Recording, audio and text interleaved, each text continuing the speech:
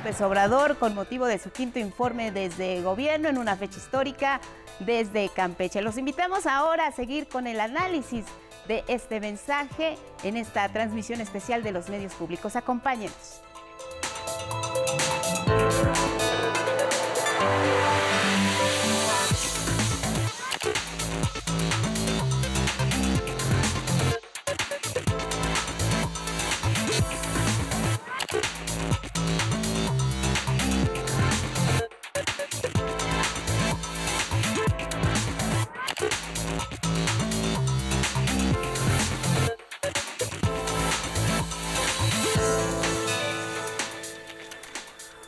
Amigas, amigos, muy buenos días, ya casi tardes. Muchas gracias por estar acompañándonos aquí en la señal del Canal 11 y de los medios públicos federales y estatales. Estamos en una transmisión especial en donde se han sumado 16 sistemas estatales, más el Canal 11, el Canal 14, Canal 22, Capital 21 y también Radio IPN. En esta transmisión especial, nuestro objetivo es analizar con ustedes los puntos principales de este quinto informe de gobierno del presidente Andrés Manuel López Obrador y un poquito desgranar lo que pueda suceder o lo que venga a venir ya en el último tramo del gobierno de la Cuarta Transformación encabezado por Andrés Manuel López Obrador. Y para estar con ustedes tenemos hoy una mesa de análisis periodístico, sociológico, lingüístico, muy importante. Le agradezco a Bernardo Barranco que esté con nosotros. ¿Qué tal? Buenos días. Bernardo Barranco, conductor aquí de Sacro y Profano en el Canal 11. A Violeta Vázquez Rojas, lingüista, colega, compañera y colaboradora de medios públicos. Y a Óscar Camacho, director de noticias de aquí de Canal 11. ¿Qué tal? Muy buenas tardes. Bernardo, tus apuntes iniciales. Bueno, buenos días a todos. Mira, yo creo que hay que empezar a ver la dimensión más simbólica de este informe.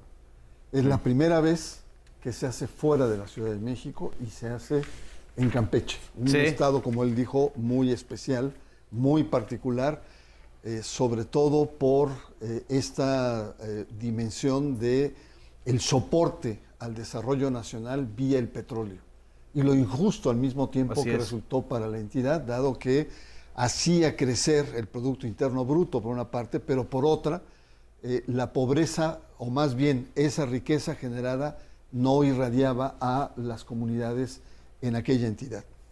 Y la otra parte que yo no entendí, porque no soy del sureste, de esa broma que hizo, que todo el mundo tenga su chapotón, que no entendí.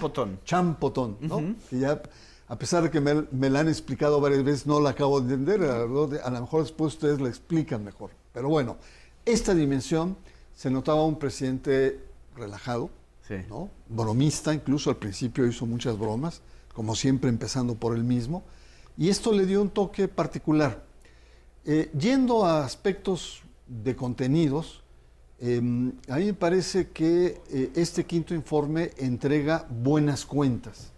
Y esto, comparado con otros informes de otras gestiones presidenciales, generalmente es el último tramo, mucha tensión. Siempre el quinto año es el declive. Sí, es el inicio del declive. Y aquí al parecer no, al parecer, digamos, había una cierta atmósfera, tersa, distensada, por así decirlo. Sí. Y los números son evidentes, ¿no? Un crecimiento del 3%, en un contexto de crisis a nivel internacional, Alemania en recesión, Estados Unidos en la tablita roja, en fin,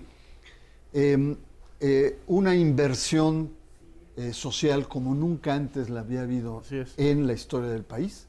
Diferentes sectores, jóvenes, ancianos, mujeres, campo, etcétera, que es muy presumible en ese sentido y que ha traído como resultado lo que insistió a lo largo del informe, que es la reducción de la pobreza. Que ya el Coneval dio a conocer cifras donde realmente hay un avance importantísimo. Totalmente. Y entonces esto también es un elemento importante, además de otros, que la solidez de las reservas financieras, una inflación más o menos controlada, el dólar como nunca en una solidez que está atrayendo mayores inversiones. En fin, creo que con los números no es simplemente afirmaciones o no solamente, sino son hechos comprobables de que la economía va bien, que los números macros van bien, frente a la crítica de la oposición que justamente por ahí quería o anhelaba, digamos, ciertas evacuaciones catastróficas por parte ¿No se parece sintomático que en este quinto informe no haya ninguna referencia o alguna referencia a la oposición o a las críticas de la oposición? Creo que es de los primeros informes en donde no hay un combate, digamos, argumentativo. Sí, efectivamente, viéndolo así, yo me preguntaría si la estrategia era no bajar el nivel en el cual él se estaba ubicando, que era ver y exaltar estos principales logros sin entrar muchas veces en estas polémicas que ganan titulares, ¿no? Porque le pegó a fulanito, porque tal, y más bien el interés era de focalizar los logros que ha tenido en materia, y bueno, y promesas que se mantienen, como el tema de salud. Yo quisiera, y el gran aplauso a Laida Sansores. Sí, yo quisiera concluir que más bien el informe fue una mezcla, eso de un informe formal de resultados, pero también de una mañanera, ¿no? Sí. O sea, no se, digamos, la frontera no es una frontera rígida, y aquí nuestra lingüista nos podrá explicar mucho mejor lo que representa todo eso. Exacto. ¿No? Es decir, un más desparpajado en algún momento, dio clases de historia, fue con Hidalgo, en fin, y muchos detalles que salen de esta formalidad a veces perversa, una liturgia muy rígida en este tipo de informes. Yo lo sentí muy relajado, así es, ¿no?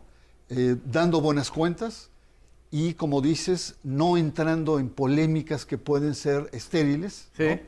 Y que pueden ser, bueno, te llenan los titulares de los periódicos, pero creo más bien que él quiere o quiso en este informe focalizar en aquellos aspectos donde está dando resultados. Y mucha reflexión sobre el concepto del primero los pobres, o por el bien de todos, primero los pobres, ¿no? Y yo remato porque me parece muy importante, sí, en términos de económicos. Él dice, todo esto se ha logrado por un cambio de modelo económico, que creo que es como la esencia. Y el modelo económico es tener este humanismo, tener una orientación no de lucro per se, sino de una perspectiva de lo que él ha llamado humanismo mexicano, y que han de ser una economía moral. Sí. Es decir, primero los sujetos, las personas, como los interlocutores directos de las políticas públicas, ¿no? Y la palanca, dice, no ha habido impuestos que se han subido, no ha habido endeudamiento mayor, ha sido la no corrupción. Es decir, canalizar ese conjunto de bienes, ¿no?, de la nación que anteriormente se iban por una coladera para desarrollar sus proyectos. Y creo que ahí el modelo económico, diríamos en términos los economistas keynesianos, es reactivar la economía a través del consumo. Y esto ha tenido una perspectiva muy interesante para el país. Un logro, así es. Así es. Violeta, desde tu perspectiva, ¿cómo haces un balance del informe? ¿Qué balance haces? Estoy muy de acuerdo con la perspectiva de Bernardo. Me parece que fue un informe muy festivo, y cómo no lo va a hacer si está entregando muy buenos resultados. Sí. Y sobre todo porque creo que tiene como este aire victorioso de quien tiene la razón, ¿no? Y que los hechos le están demostrando que tiene la razón, y que está contradiciendo con hechos y con estos resultados esos viejos dogmas del otro modelo económico, como decía Bernardo, de que si hay riqueza arriba, eventualmente llega abajo, ¿no? O sea, incluso lo menciona, ¿no? Y empieza por decir, no, lo primero es apoyar la base, ¿no? Es exactamente revertir la dirección de ese modelo. O este otro dogma que había, en que pues los gobiernos tenían que elegir si hacían gasto social, ¿no? O sea, programas sociales o inversión. Sí. Y nunca podían hacer las dos cosas, porque te gastabas el dinero en una cosa o en la otra, y eran como dos dos posibilidades que siempre se excluían mutuamente. O los salarios, que no podían aumentar los salarios porque eran inflacionarios. Y él ha mostrado que puede hacer tanto inversión pública como al mismo tiempo hacer gastos en programas sociales, ¿no? Y las dos cosas le generan una reducción de la pobreza importantísima, la más importante que ha habido, por lo menos en 10 años no había habido ni una reducción, y además sí ha sido la más importante de probablemente los últimos 30. También esto, ¿no? El dogma de que subir el salario mínimo implicaba inflación, ya demostró con hechos que tampoco es el caso, ¿no? Que se puede subir el salario mínimo y por lo tanto la calidad de vida de la gente, manteniendo la inflación controlada. No estoy muy de acuerdo con esta visión. Estoy de acuerdo en que en general no fue un informe confrontativo, digamos, en términos generales, pero sí hubo un guiño contra el Poder Judicial. Claro. Muy fuerte, ¿no? En el que dice voy a presentar una iniciativa, porque también ese sí yo creo que es el gran pendiente y la espina en el, ¿no? que no se ha podido sacar y que pues finalmente es algo que le ha... Porque finalmente quien ha estado, digamos, sistemáticamente frenando muchas de sus propuestas, pues justamente es ese poder. Entonces... No, y porque, perdón que te interrumpa, pero el quinto año, justamente el quinto año ha sido el quinto año de una confrontación, ya no solamente verbal, una confrontación real, sí, a raíz del cambio de la presidencia en la Suprema Corte de Justicia, de una serie de decisiones que se tomaron, como fue descongelar las cuentas de Genaro García Luna, de los familiares, de liberar a varios personajes, incluso acaba de suceder con Emilio Lozoya, ¿no? Exacto. Que un juez le da amparo para que ya no sea enjuiciado por el tema de agronitrogenados. Es decir, es el año también de la confrontación entre un poder ejecutivo que está buscando acelerar el proceso de lucha contra la corrupción, de lucha contra la impunidad, y un poder judicial que está atenazado en sus privilegios, ¿no?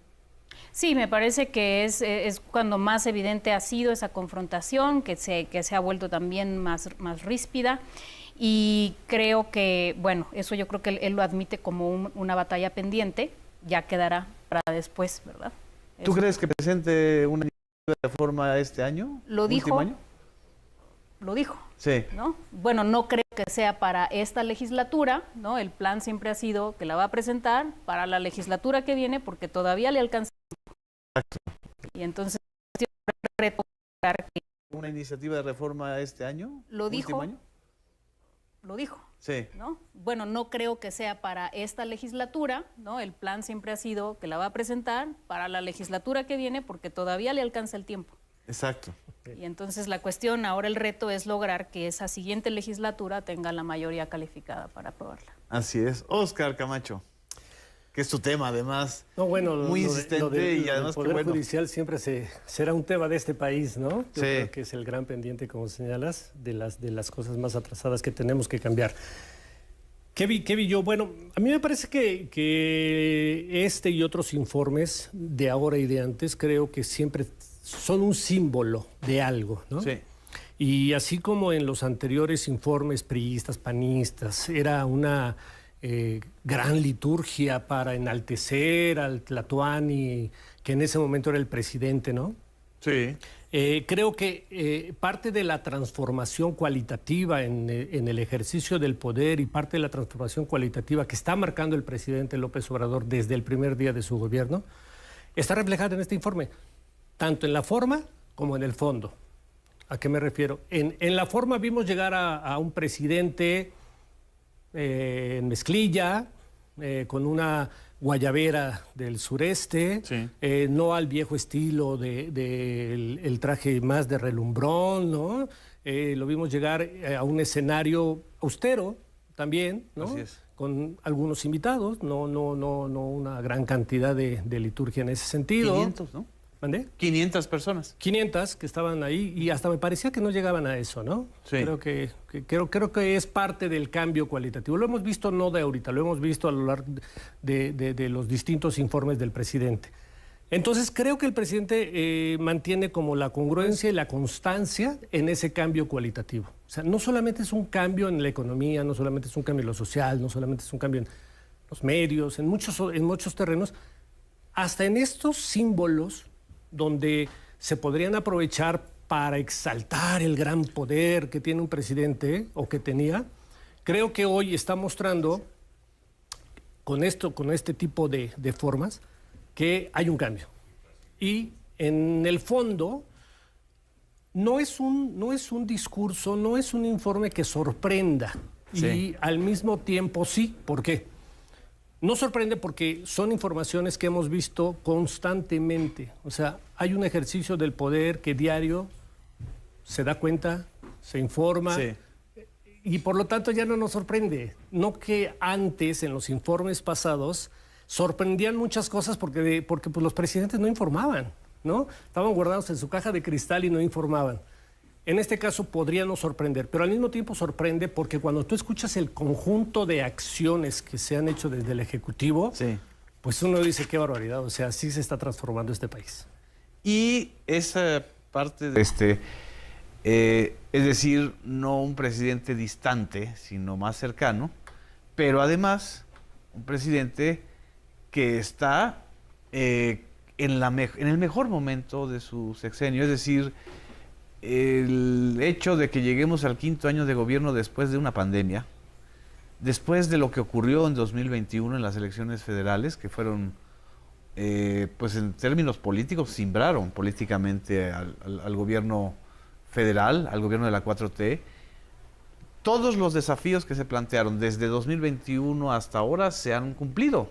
Es decir, está ya terminada y operando la nueva terminal del aeropuerto Felipe Ángeles, va a supervisar el Tren Maya, una obra que además ha tenido toneladas de críticas desde un ángulo muy interesado.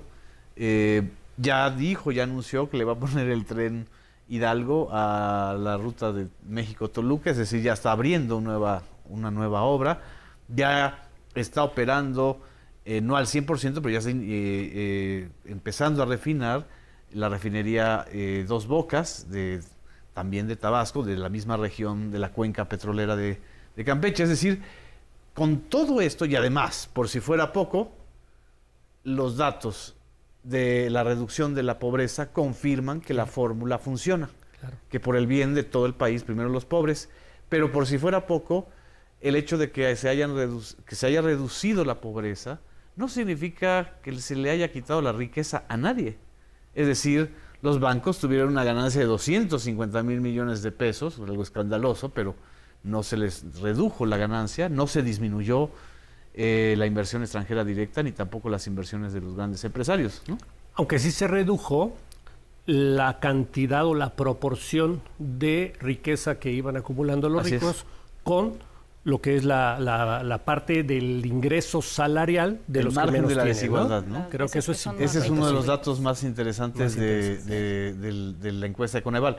El margen de desigualdad, exacto, que era tan amplio en los otros sexenios, unas 11 veces menos ingresos del primer decil al 10º decil, y ahora se ha reducido, ¿no? De 18 a 15 veces, dice. ¿Cuánto se redujo? De 18 veces a 15 veces. O sea, los ricos los más ricos son ahora 15 veces más ricos que los Exacto. Más pobres. Antes eran 18 veces más ricos. ¿Qué te dice, Violeta, esta frase que lanzó casi al final, que es muy interesante? Que arriba los de abajo no significa abajo los de arriba, sino abajo los privilegios. Es esta idea que los neoliberales llaman el trickle down, ¿no? Que si llueve arriba se moja Exacto. Abajo. Lo que está mostrando es que si la base tiene con qué gastar, a todo el mundo le va mejor. Por eso los banqueros siguen teniendo ganancias, las empresas siguen teniendo ganancias. El otro día hablábamos con Luis Munguía de la CONASAMI y decía, las pymes están contentas con el incremento del salario mínimo porque ahora tienen más ganancias, porque la gente con más dinero tiene más que gastar. Es decir, lo que me parece es que estamos cambiando la manera como pensamos. Antes nos parecía lógico, ¿no? Lo otro nos parecía lógico. y lo que está logrando López Obrador en estos años es que aquello parezca irracional y que realmente esta otra manera de llevar la economía parezca lógica y parezca... Porque hubo una estigmatización del orden del discurso. Otra de las cifras que dijo que fue, yo no la tenía así, creo que fue uno de los datos nuevos, dice López Obrador que en su sexenio se invirtieron 100,000 millones de pesos para las políticas de atención a los jóvenes. Sí. Dijo 14 veces lo que se invirtió en los 6 sexenios anteriores. Sí. Es decir, que no se invirtió nada en los jóvenes y que eso habla de la tragedia de un país en donde hay un juvenicidio permanente, hay desaparecidos jóvenes, hay reclutados como sicaritos o como halcones o como carne de cañón de los grupos del crimen organizado, pues porque justamente no había una política social hacia los jóvenes. Así es. Me están diciendo que está Armando Gama, reportero de Canal 11, que está en Campeche y que está ahí donde fue el escenario del quinto informe de gobierno. Vamos a entrar a un enlace con él. Adelante, Armando, ¿nos escuchas? Así es, Genaro, Oscar, ¿qué tal? Amigos allá en la mesa, muy buenas tardes. En efecto, pues nos encontramos específicamente en la estación del tren San Francisco en Campeche. Esta magna obra que hoy tendrá pues un día muy importante para esta obra de infraestructura prioritaria de la Cuarta Transformación. En unos momentos más, Genaro, Oscar, amigos de los medios públicos, pues el presidente estará llegando hasta este punto. Son alrededor de 15 kilómetros los que separan a la ciudad del centro de Campeche, el centro de convenciones, en donde pues hace unos instantes el presidente rindió su quinto informe de gobierno, y de esta estación San Francisco en Campeche. Aquí mismo el presidente estará arribando y en unos minutos más estará recibiendo una explicación por parte de las empresas constructoras, porque inmediatamente después abordará por primera vez el Tren Maya. Sí, señor, el presidente López Obrador abordará el Tren Maya en esta estación y aquí iniciará un recorrido de supervisión. Será un recorrido de supervisión integral. Irá despacio, por supuesto, el tren en su marcha y bueno, estará aquí abordando este importante medio de transporte. El ferrocarril vuelve al sur del país, por supuesto, para pasajeros y de transporte de carga. Lo estarán acompañando al presidente López Obrador, por supuesto que los empresarios que pues están encargados, las compañías encargadas de construir esta importantísima obra prioritaria de esta administración, única en el mundo, porque hay que decirlo, se ha construido, se está levantando en tiempo récord, por supuesto, y bueno, son alrededor de 1,500 kilómetros de longitud que este medio de transporte, el Tren Maya, estará recorriendo por todo el sureste de nuestro país. 5 estados y Campeche hoy se viste de gala justamente para recibir al presidente López Obrador y ver el tren Maya en movimiento. Ahora mismo se ha desplegado un discreto operativo de seguridad para justamente permitir el acceso al presidente. Se han dado cita hasta este punto a algunas personas, familias que han venido a externar el apoyo al presidente López Obrador y a toda su gestión. Así las cosas allá en el estudio, Genaro, Oscar, amigos de los medios públicos, a la espera prácticamente de que llegue el presidente López Obrador, pero hay que recordar que esta obra ha sido bien recibida por todos los campechanos. Vamos a escuchar qué es lo que dicen los campechanos de todo el apoyo desde el gobierno central. Por primera vez en muchos años, en décadas, se está viendo al sureste de nuestro país, a Campeche específicamente, y vamos a ver qué es lo que ellos opinan. Nos da mucho gusto de tener algo que nos pueda dar más empleos, que la gente pueda venir a ver más que nada nuestro estado y que ya a nivel nacional se dé más a conocer. Y más que nada el turismo que pueda llegar. Yo creo que ha de traer progreso, ¿no? Porque pues yo creo que todo lo que hacen las autoridades son para el progreso de nuestra ciudad y de nuestro México, así creo yo. Eso sí, dieron mucho empleo por lo del Tren Maya, hubo muchos que tuvieron empleo, eso sí, porque había mucho también desempleo desde la pandemia, hubo mucho desempleo. Así que pues yo creo que también benefició a bastante gente, ¿no? Que no tenía empleo. Bueno, pues estamos a momentos, a minutos prácticamente de vivir algo inédito para nuestro país. El presidente subirá aquí en esta estación San Francisco Campeche para pues recorrer este ferrocarril y bueno, sí, unas horas después estará descendiendo en la siguiente parada que se llama Azelchacán. Azelchacán, aquí mismo en Campeche, está alrededor de una hora de trayecto, alrededor de 55 kilómetros y bueno, por la tarde estará llegando a este punto el presidente López Obrador para descender y también encabezar una reunión de supervisión. Así las cosas, así los ánimos desde este punto del estado de Campeche. Armando, explícale a la audiencia que nos está viendo a través de los medios públicos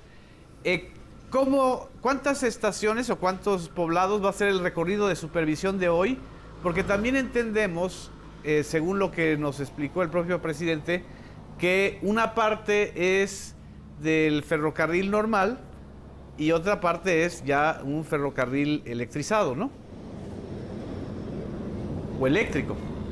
Así es, en efecto, Adelante. Hay que recordar que alrededor de 700 kilómetros de vía doble, es decir, de ida y vuelta, estarían pues alimentándose vía eléctrica de estos 700 de los 1.500 kilómetros de longitud que tiene todo el proyecto. Y bueno, el presidente hoy estará subiendo en esta estación. Su destino final será la ciudad de Mérida. Estaría llegando por la tarde, más tarde allá a esta ciudad. Estaría descendiendo en la estación Tella. Sin embargo, hará una parada intermedia en la estación Azelchacán. Esto aquí mismo en el estado de Campeche. Exactamente. Y bueno, estaría llegando aproximadamente en unas 3 horas más o menos, porque estará el tren recorriendo en una distancia de alrededor de 60 kilómetros por hora. Perfecto. Más o menos. Perfecto. Oscar, ¿quieren hacerle alguna pregunta, Armando? No, creo que ha sido muy completo su reporte. Muchas gracias, Armando. Muchas gracias, Armando. Nos estamos viendo y disfruta Campeche. Por supuesto, seguimos al pendiente.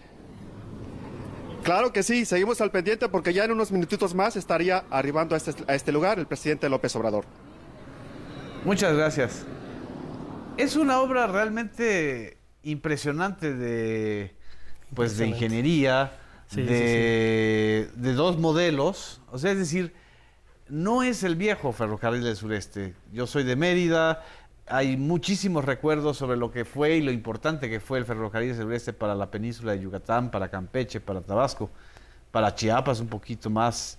Pero esto ya se trata de otra cosa, porque es un modelo no solamente de turismo, sino también de transporte, de carga y, por supuesto, de unir o de crear un polo de desarrollo en donde no había el desarrollo que había o que se había concentrado, él lo ha explicado muchas veces, en la parte norte de Quintana Roo, es decir, en Cancún, en Cozumel, en Tulum, en la parte turística, ¿no? ¿Cómo ves tú este proyecto, Violeta? Bueno, creo que no solamente importa por lo que el propio tren es y lo que puede hacer, sino también porque implica todo un ordenamiento territorial y, digamos, por lo general las críticas al tren vienen orientadas hacia que va a tener un impacto. Bueno, por supuesto, porque todo proyecto de infraestructura tiene un impacto ambiental, social. Pero con lo que se debería comparar es con qué pasaría si no existiera este proyecto, si no existiera el plan del desarrollo territorial de la región. Es una región que va a seguir creciendo, pero que habría seguido creciendo, pues ahí como Dios le diera a entender, ¿no? Por ejemplo, con estas industrias porcícolas. Así es, con maquiladoras, con salarios miserables. Entonces, con explotación, ahí sí, y sin regulación de la explotación del medio ambiente. Y entonces creo que es contra eso que deberíamos comparar el impacto del Tren Maya. Por supuesto que tiene impacto, como todos los proyectos lo tienen, pero hay que compararlo con el impacto que tendría el crecimiento desordenado de ese territorio. Exacto. Y el abandono durante muchos años de Campeche, ¿no, Oscar? Sí, cómo no. Antes un poquito de tocar este punto, creo que vale la pena señalar que algo habrá pasado, yo creo que en la historia o en la vida política de Andrés Manuel, porque tuvo un cambio que originalmente él planificó y ofreció y propuso cuando todavía estaba en la oposición, hacer todo un desarrollo de tren de la Ciudad de México a Tijuana. Sí. Él decía, vamos a construir un tren de la Ciudad de México a Tijuana, y yo recuerdo que la oposición le decía que estaba loco, que cómo se ponía a hacer esas ofertas de campaña, ¿no? Que era imposible, prácticamente le decía que era imposible que en 6 años se pudiera hacer un tren de la Ciudad de México a Tijuana. Y resulta que alguien le dijo, oye, pues ¿por qué mejor? Yo creo que en lugar de hacerlo de México a Tijuana, vamos a el sureste, también es que lo el proyecto necesita. del Tren Maya tiene por lo menos 15 años. Es decir, la gobernadora Ivonne Ortega Pacheco, la gobernadora de Yucatán, lo quiso impulsar. Sí. También al principio del sexenio de Enrique Peña Nieto, casi de manera subrepticia se habló de esa posibilidad. Lo que hizo que se cancelara es que, según los cálculos, es que ese es el tema. Sí. Aquí es un tema interesante porque a mí me tocó escribir de eso. Según los cálculos, solo la ruta de Cancún a Mérida iba a ser sustentable económicamente. Es decir, negocio. Sí. Porque evidentemente se trataba de un negocio, es decir, Claro. iba a estar concesionado todo, como el Tren México-Querétaro de la era de Peña Nieto. Entonces, López Obrador toma el proyecto, el viejo proyecto del Tren Maya de hace 15, 20 años, y se da cuenta que ya están los derechos de vía en la gran mayoría del territorio, pero que también efectivamente no iba a ser un negocio si se concesionaba todo. Es decir, si se dejaba todo a manos de privados, como es el modelo neoliberal. Entonces él adopta el proyecto que surge en un gobierno neoliberal, pero le da una connotación pública. Y con social. recursos públicos y sociales, ¿no? Claro. Sin endeudarse, y además incorporando a los olvidados de siempre. En el proyecto, por ejemplo, de Ivonne Ortega, hasta donde yo recuerdo, no iba a haber una ruta, por ejemplo, de Calakmul a Xpujil, Claro. ¿no? O a Chetumal, que esa zona que es hermosísima, pero que es muy pobre, muy poco habitada y sin infraestructura turística, ¿no? Es decir, le dio la vuelta. Le dio la vuelta.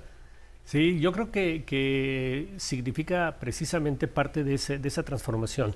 Yo no me canso de decirlo. Creo que la parte más importante de este gobierno es el cambio cualitativo en el ejercicio del gobierno, que se refleja en muchas áreas, ¿no? Y que no viene de ahora. El presidente López Obrador se ve que le gusta construir cosas.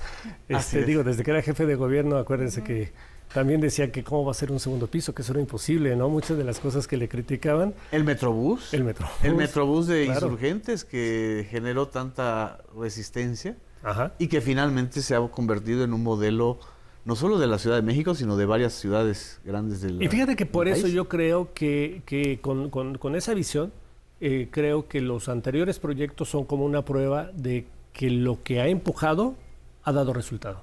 Y creo que el desarrollo de un tren a lo largo de todo lo que es el perímetro de la península de Yucatán, pues lo hemos visto, la gente lo está diciendo, que están empezando ya incluso a desarrollar sus comunidades. El tren no va a tener efectos hasta que esté, ya los está teniendo ahora. Así es. Con todo lo que es la creación de empleos, la gente está empezando a vender a la gente que está llegando. Me dicen, Oscar, que hay un trabajo precisamente de Luis Méndez, reportero ahí de Canal creo 11, que lo podríamos ver, sí, muy que bien. lo tenemos listo justo para observar esta reacción. Vamos a ver el trabajo de reportaje de Luis Méndez, reportero del Canal 11.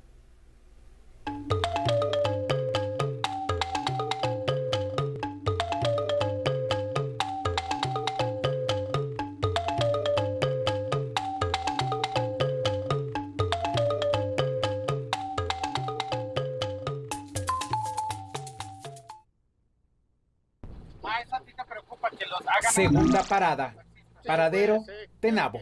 Aquí no se sabe ni cómo ni cuándo. Al compás de la jarana vamos a la vaquería, dicen los pobladores de Tenabo, Campeche. Ahí, cada mayo el pueblo celebra. Es en honor al gran poder de Dios. Cada año la realizamos pidiéndole lluvia a Dios para que nuestros campesinos tengan una buena cosecha.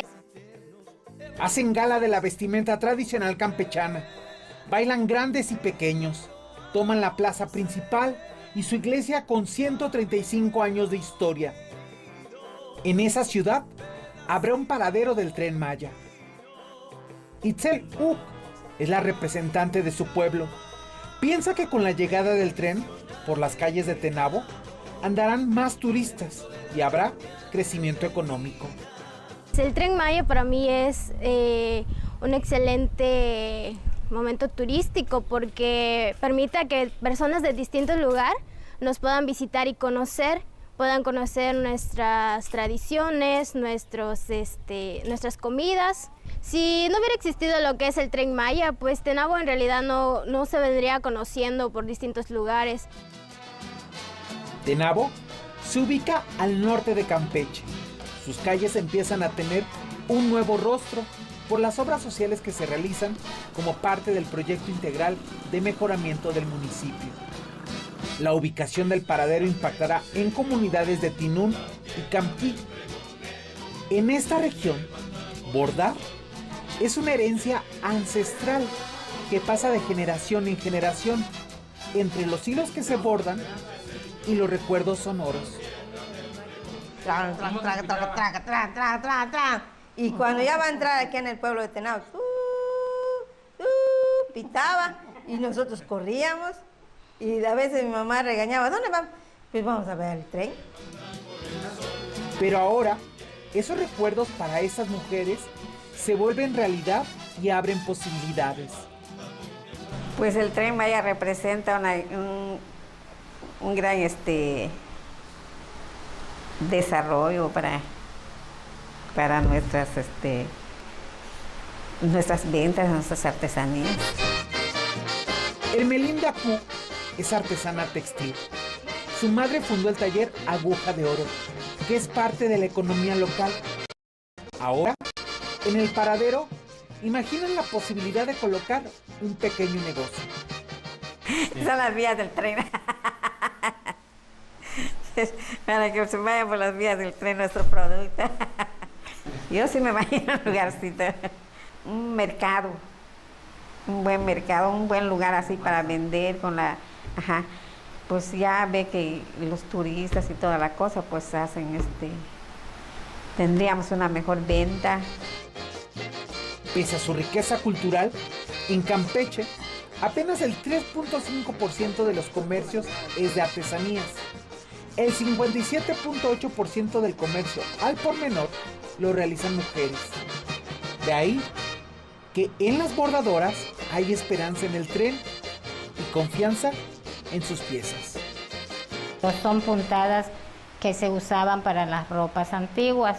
Para elaborar uno de estos nos lleva bastantes días, tiempo. Al menos creo que tardó como un mes y medio en su elaboración.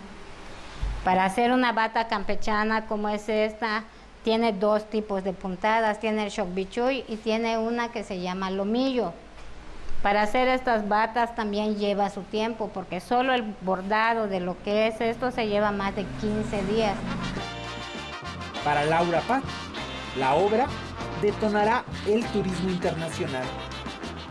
Hay una señora que viene, que es de Rusia. Ella ha comprado y ha llevado artesanías campechanas a su país. Y pues nos daría mucho gusto de que así como ella vengan más. Pero para otros habitantes, los clientes ya llegaron. Pues sí, ya le estoy vendiendo a los trabajadores del Tren Maya, así que se imagina, todavía ni han venido y ellos lo consumen, los ingenieros vienen también por curiosidad y lo prueban y lo toman y les gusta. En la localidad de Santa Rosa, Doña Moringa, como se le conoce, oferta sus productos. Y yo salía a vender en la calle, entonces empezaba, hay refrescos de moringa, Cuando una persona me dijo, ¡hey, Doña Moringa, quiero uno! La moringa es un árbol de hojas verdes que produce vainas con alto contenido de proteínas, vitaminas y minerales, mismos que Dinor aprovechó para su salud y fundar una pequeña empresa que por la pandemia de COVID-19 tuvo que cerrar. Sin embargo, con la llegada del tren, asegura que puede poner un negocio a las afueras de su casa. No, yo estoy feliz, la verdad, porque me queda a escasos 4 cuadras y estoy feliz porque queda cerca, porque va a venir mucha gente que va a venir de diferentes lados de la República, me atrevo a decir que de otros países. Llegar a la casa de doña Moringa dice que será más fácil. Su calle ya no es la misma. Estas calles, estas carreteras, ya podemos salir a gusto con los triciclos. Y el día que pusieron la calle, el segundo día yo pude sacar a mi madre en silla de ruedas y le di una vueltecita y ella me dice, ya me puedo morir tranquila, porque estoy viendo las cosas hermosas que están ocurriendo en Santa Rosa. El Tren Maya es esperanza. Rumbo al paradero de Jeselchacán, veremos Pomuch y la Casa de los Pichanes, su producción panadera, que dice, guarda un secreto. Con imágenes de Raúl Mejía, 11 Noticias, Luis A. Méndez. Gran trabajo de Luis Méndez, ¿no, Oscar? Que Sí. está recorriendo, ¿verdad? Todos o sea, la parte de Campeche, ¿no? Del Tren Maya. Sí, tenemos a 2 compañeros recorriendo. Una es de San Francisco, Campeche a Tellá, Mérida, y esa parte la hizo Luis Méndez. Y la otra parte, nuestro compañero Rafael Guadarrama está también recorriendo las comunidades de Mérida a Cancún. Y Sí. lo hicimos porque generalmente pues se habla mucho del tren, la técnica, la infraestructura. Pero no de las personas. Pero no de las personas, que son las más importantes, ¿no? Exactamente. Entonces, ahí en el 11 lo vamos a estar pasando. Para retornar al quinto informe, Violeta, ¿qué otros puntos creo que son importantes desde tu punto de vista destacar de este quinto informe? Bueno, el último punto que me gustaría destacar del ámbito económico, que fue definitivamente el prioritario en esta ocasión, es este dato de que México es el tercer país con menos desempleo en el mundo. Sí. Eso creo que es algo que todos lo podemos sentir cotidianamente, pero es bueno tener esa referencia. Porque quiere decir que no es nada más una percepción, ¿verdad?, anecdótica. No, y que salimos de la pandemia que fue brutal en la caída del empleo. Así o sea, fue. del efecto de la Sí, pandemia. ¿no? Y el efecto de, o sea, y se pudo resarcir el efecto de la pandemia en un tiempo récord, ¿no? Es un tiempo que nunca se había llegado, digamos, nunca se había recuperado una economía tan rápidamente después de una crisis. No sucedió con la crisis del 94-95, tampoco con la del 2008, que también esas crisis tomaron como 10 años para volver al estado previo. Y en esta ocasión, pues en menos de 2 años estábamos en niveles incluso mejores, ¿no?, que antes de la pandemia. Entonces, bueno, eso por cuanto a los logros económicos, pero creo que ha habido otros también que son, digamos, que no son tan justipreciados, y me parece que se debe a que hay, esto lo decía en otro foro, pero hay tareas con logros parciales, ¿no? Sin embargo, creo que son proyectos que van en buen camino, pero que todavía no se ha logrado cosechar la totalidad de lo que van a dar. Uno de ellos es el proyecto de salud, que también recordemos que, bueno, no solamente se tuvo que atender una pandemia, ¿no?, de las magnitudes que sabemos, sino que además hubo un proyecto por el que se apostó y después se tuvo que echar para atrás. Exacto. Y empezar de nuevo, digamos, casi que de cero con IMSS Bienestar. Bueno, no Así de cero, es. porque el IMSS ya tenía una estructura.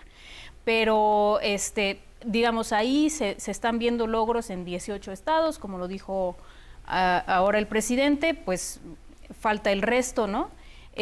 Fue curioso que quizá el único funcionario al que le cantó loas. Le hizo menciones y carrillas también, fue a Zoé Robledo.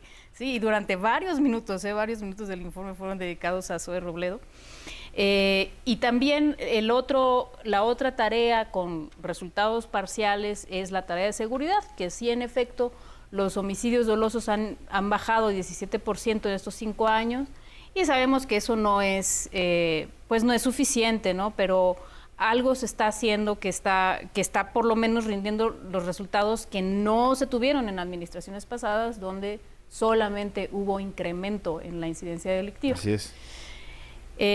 Bueno, si lo comparamos esto con el 59% de que bajaron los homicidios dolosos en la Ciudad de México, pues quiere decir que hay algo que se pudo hacer en la ciudad que se debería estar haciendo no a nivel federal, sino más bien en el resto de los gobiernos estatales, ¿no? O sea, aquí hay un modelo que se debería estar replicando para poder llevar este 17% a un decrecimiento más radical. Pero bueno, esas son las dos tareas que yo creo que tienen resultados parciales buenos, pero que todavía están en camino, ¿no? Se está avanzando. Sí, creo que el abasto de medicamentos es algo que la gente está pidiendo, ¿no? Creo que en ese son los retos que todavía tiene el gobierno del presidente López Obrador. A mí de lo que señalas me llama mucho la atención, cómo, como decía yo, en un informe se sintetizan muchas cosas, pero como hemos visto a lo largo de todo el sexenio que se informa cotidianamente, a veces no se le da importancia. La parte económica, el presidente ha dejado de medirla en términos de crecimiento, como se hacía siempre antes, ¿no? Y se presumía, crecimos en 3 o crecimos en 4. El crecimiento era el referente. Hoy el presidente mide lo que está haciendo en materia económica con otros parámetros. Uno de ellos es importante, la distribución, que tiene que ver con la disminución de la pobreza, la distribución de la riqueza, ya no solo la generación de riqueza, sino que pone énfasis en la distribución, que es súper importante, ¿no? Así es. Entonces, eso creo que es también parte de las cosas que están cambiando, ¿no? Y en los programas sociales, es decir, nunca eso es quizá la continuidad de todos los informes presidenciales, nunca ha dejado de mencionar lo importante que son los proyectos y los programas de las pensiones para adultos mayores, que va a incrementar el próximo año un 25%. Claro. Que eso es lo que por lo menos a 12 millones de adultos mayores los beneficia de manera directa, y de manera indirecta, pues a muchos que son hijos, hijas, parientes de los adultos mayores. Por supuesto, todo el proyecto de Jóvenes Construyendo el Futuro, Sembrando Vida, que también lo mencionó mucho en este informe, y todo el entramado, ¿no?, de apoyos sociales que en la era neoliberal se consideraban subsidios inflacionarios o deficitarios, ¿no? Y otra vez volvió a demostrar que no es cierto, es decir, que apostar recursos de manera directa para los sectores más desfavorecidos te levanta toda la economía, no te la quiebra, como era la amenaza de los neoliberales. Lo que quebró a la economía mexicana pues fue justo el FOBAPROA, justo el modelo de beneficiar nada más a la parte mínima de la cúpula de la pirámide, ¿no? Todas estas políticas que durante años impulsaron los llamados Chicago Boys, la Escuela de Economía de Chicago, que exactamente proponía esto que estabas señalando. Generemos riqueza y que escurra, o sea, démosle las obras. Creo que traducido al lenguaje mexicano es, ahí les van las obras, ¿no? No, el peligro que ellos tenían, decían que eso es populismo, o sea, siempre siguen con ese discurso, ¿no?, de que ayudar a los sectores más desfavorecidos es populismo, pero él está demostrando en los hechos, con las cifras, que no son cifras del propio gobierno, sino también de organismos al margen o autónomos o independientes de la estructura hacendaria y gubernamental, como son los recientes del INEGI y del Coneval, demostrando que sí hay una disminución de la pobreza. Claro. Ahora, en términos mediáticos... Si me permites más tantito para completar un poco algo de lo que decía Bernardo hace rato, que no entendía por qué decía tomen su champotón, ¿no? Ah, claro. Tiene que ver con esto, exactamente. Chapotón es la segunda ciudad más importante de Campeche y ha sido 3 veces, le llaman 3 veces heroica la ciudad. Una de las ocasiones en que ha sido heroica es porque fue la primera vez que se le infligió una derrota por parte de los mayas a las fuerzas españolas. Así es. Y entonces es una manera de decir, tomen para que aprendan, los estamos derrotando, ¿no? Así es. Esa es, digamos, la manera como lo está utilizando y como se utiliza en el sureste esa frase de champotón, ¿no? Es decir, tomen su intento de triunfo, su intento de someternos, tomen su intento de sobajarnos, ¿no? Así es. Es decir, los estamos derrotando. Así es. Me están avisando que podemos tener un enlace en vivo con Armando Gama. Está llegando el presidente a la estación. Entonces, vamos a ver la llegada del presidente a la estación de San Francisco Campeche en el Tren Maya. Aquí estamos viendo, pues esta es la camioneta que traslada al presidente de la República es de destacar que no es una gran comitiva, ni de funcionarios, ni de achichincles, como decimos en la Ciudad de México. Y está llegando justo a la labor de supervisión.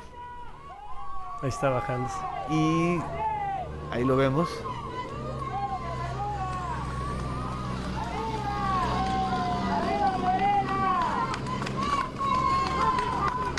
Creo que está acompañado por algunos otros funcionarios, pero... ¿A quién alcanzas a ver, Gama?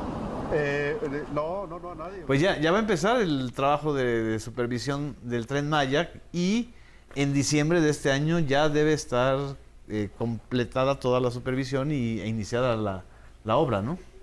Eso es muy, muy importante. Quería comentarles y preguntarles, hasta donde yo observé y escuché, el informe no tuvo grandes loas o grandes logros, digamos, que puedan ser presumidos en materia de seguridad, ¿no? Aunque sí hay una reducción sustancial. ¿No le quiso entrar a ese terreno el presidente de la República desde su punto de vista? ¿O cómo valoramos que no se haya concentrado en este tema que mediáticamente todos los días, la gran mayoría de los medios concesionados, pues empiezan con una agenda casi de nota roja, ¿no, Violeta? Es que creo que es precisamente por eso, porque no, o sea, como decíamos hace ratito, no es que no haya bajado la incidencia delictiva y no es que no haya resultados, sino que creo que ahorita justo estamos en el medio de una andanada mediática que toma este tema, que es una de las tareas inacabadas, un poco yo creo que también para aminorar la posibilidad de cantar los logros económicos, ¿no? Exacto. Sin embargo, bueno, una cosa que también me gustaría destacar, ahorita que estaban hablando de los cambios cualitativos, es que hay un cambio de visión no solamente en el ámbito económico, sino digamos, en la contraparte social de eso. Sí. O en la contraparte ideológica incluso, ¿no? Que es una nueva manera de ver ciertas cosas que antes se nos presentaban como ayudas, ¿no? Como ayudas clientelares, ¿no? Formación de clientelas, ahora se conciben como derechos, ¿no? Así es. Esto que estabas diciendo de la pensión de los adultos mayores, las becas Benito Juárez, todas estas cosas que ahora están consagradas constitucionalmente como derechos. Creo que cuando llegas a ese punto, es un punto de no retorno. O sea, la gente ya no va a querer regresar a un punto donde eso es una especie de una dádiva, ¿no? Sí. Y no solamente es importante porque la gente, digamos, se acostumbra a ejercer ese derecho, sino porque además le otorga una cierta dignidad, ¿no? A tenerlo. Es decir, es algo a lo que tienes acceso porque eres ciudadano de este país, porque pagas impuestos y porque el Estado, un estado de bienestar, por el que además peleaste durante 20 años, claro, está finalmente dando esos resultados. Exactamente. Nos quedan 3 minutos para terminar esta mesa de análisis. Me parece Oscar. muy importante lo que dice Violeta. Qué lamentable es que durante 30, 35 años se hayan convertido los derechos en dádivas y que apenas hoy... Y que se haya estigmatizado a la gente que los recibía. Ajá, o a los luchadores sociales que lo pedían. Sí, es cierto. Eso fue lamentable, terrible. Y qué bueno que hoy está dando la vuelta esto. Esto es súper importante. Hoy son derechos los programas sociales, no son dádivas. Me parece muy importante. Pues concluyo simplemente, creo que es un ejemplo el informe que vimos hoy es un símbolo, es un ejemplo de la transformación cualitativa que se está viendo en el país, en el ejercicio y en el modo de gobernar y en el proyecto de nación que se tiene, ¿no? Creo que hoy vimos, como lo hemos visto en otros informes, ese símbolo de la transformación, ¿no? Exactamente. Violeta. Bueno, yo creo que no hay que olvidar que este quinto informe de gobierno se da en un contexto donde están empezando a arrancar, ya empieza a alcanzar, aunque sea informalmente, el proceso electoral del siguiente sexenio, y creo que fue el informe de alguien que claramente quiere demostrarle a la gente que tiene la sartén por el mango. Y eso tiene implicaciones sobre cómo, pues, lo que la gente va a querer elegir, ¿verdad? Para dentro de unos meses. Así es. Es el quinto informe de un proyecto de nación. No es solamente un proyecto de gobierno, es un proyecto de nación. Exacto. Y este proyecto de nación que describió el presidente de la República en un discurso de hora y media es sobre todo un discurso de la dignidad, un discurso de la dignificación de las personas, de el tengan su champotón, es decir, una manera de decir sí se puede, sí se ha podido y sí se podrá llevar al país al desarrollo con ayudas a los sectores más desfavorecidos, porque por el bien de todos, primero los pobres. Exactamente. Pues ya se nos fue el tiempo. Les agradecemos a todas y a todos que nos hayan estado siguiendo en esta transmisión de los medios públicos. Muchísimas gracias. Aquí seguimos unidos por las audiencias.